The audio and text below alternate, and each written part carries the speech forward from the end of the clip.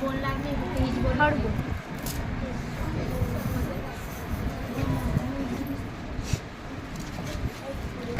आमच्या सणाचे नाव आहे वटपौर्णिमा. अश्वपती हा भद्र देशाचा राजा होता. त्याला बालसूर मिळाले नव्हते म्हणून त्याने 18 वर्षे वनात तपस्या केली आणि सावित्री देवीने त्याला कन्यादानाचा हक्क दिला. मुलगी जन्माला आल्यानंतर तिचे नाव सावित्री ठेवण्यात आले.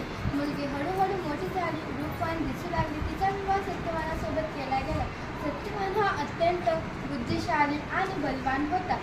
हळूहळू सत्यवानाचे मृत्यूचे दिवस जवळ येत होते आणि नारदांनी सांगितल्याप्रमाणे सावित्रीने पितरांची पूजा केली आणि 3 दिवसाआधीच उपवास सुरू केले. सत्यवान हा जंगलात लाकूड तोडण्यासाठी जंगलात जात होता.